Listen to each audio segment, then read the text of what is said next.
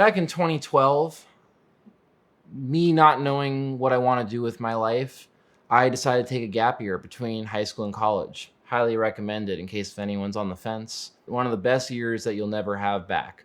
Being able to take the time to work at a high level Italian based automotive repair shop was just an absolute dream come true, especially when one of my main projects as a 17-year-old is here is a 1967 Lamborghini Miura, and it is a complete car. It runs, not well, but it runs. It's a complete car, and I would like for you to take it apart. Take it apart. What does that mean? It means every single thing that's physically fastened to this car needs to be taken off, removed. Nothing on the car. Lego set. From the top.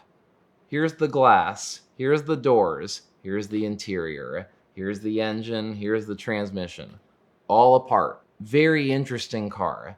Very interesting experience. Very interesting all the way around of being able to just try and even grasp the gravity of what it means to not just work on a car like that, but take it apart.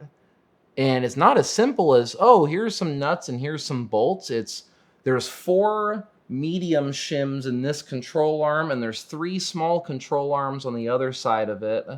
And then there's 3 of these kinds of shims down on this lower control arm, and there's 5 of these different shims that don't match anything else. And all that needs to be taken care of, inventoried, put in the right place, photographed, and documented.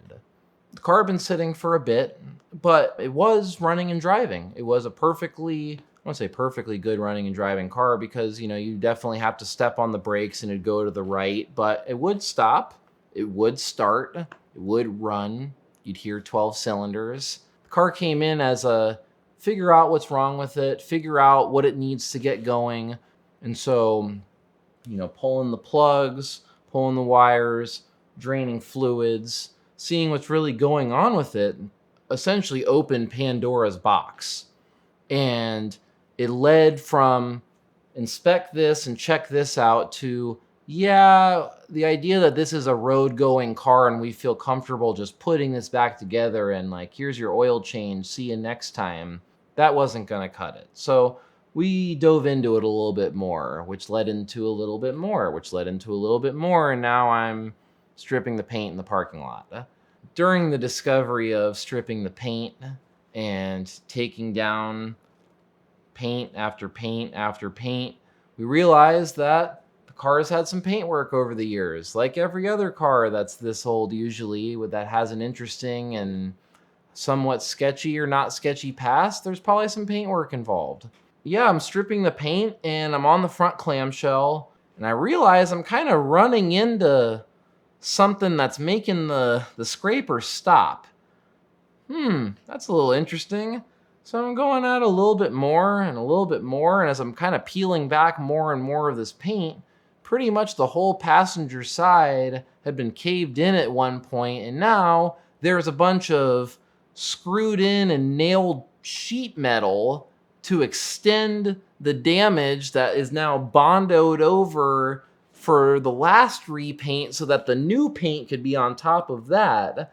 And after now going through and peeling back the onion and seeing what's actually going on with this paint, we found that there's some damage, and that actually when this car was reasonably new, it had been taken out and put in the ditch, and we're not sure whether the owner knew or not, but we now know because we were told that this was a very original car and there's nothing wrong with it, and it's, besides it not running well, this is just a Miura, not this car was taken out by the lot tech and put in the ditch, and now let's do a quick little whatever it takes to get the car up and running, and that white looks good enough, so send it out the door.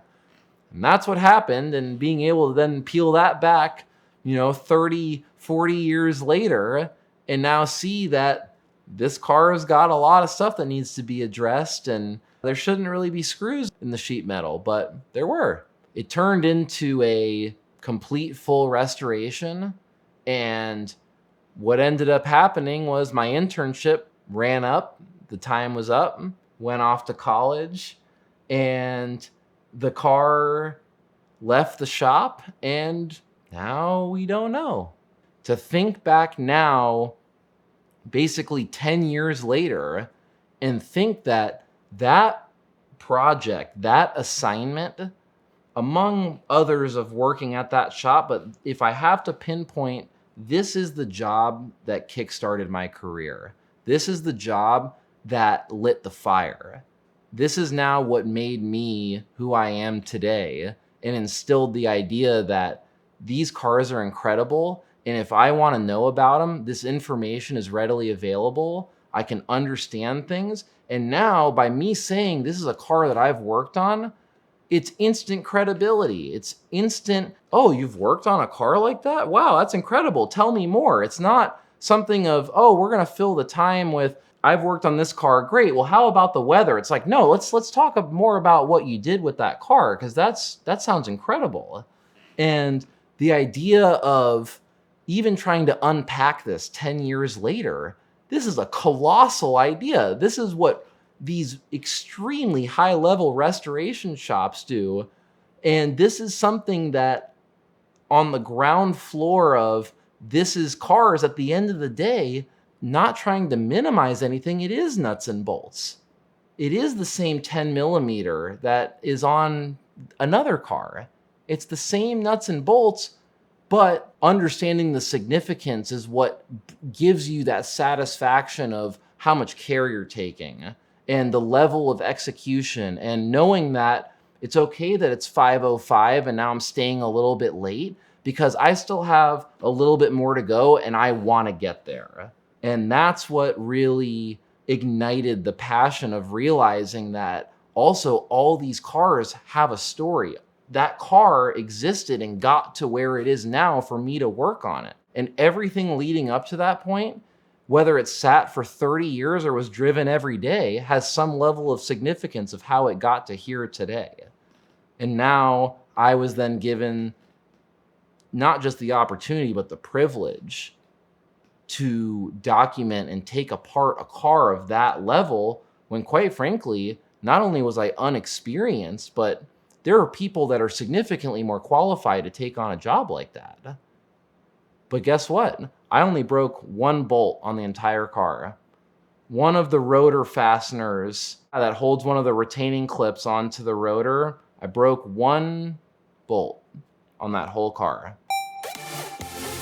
We'd like to thank Auto Tempest for now their 4th year of supporting VINwiki and for their ongoing support of Car Trek. Auto Tempest is the most powerful way to shop for your next car. They allow you to shop through all the major listing sites at the same time. You enter in your criteria once and it shows you everything. They even allow you to search nationally amongst Facebook Marketplace and Craigslist, which you can't do on their own sites. Also, if you're looking for things that aren't cars, use their site Search Tempest. In the same way you can nationally search for collectibles and electronics and anything else that you want to buy.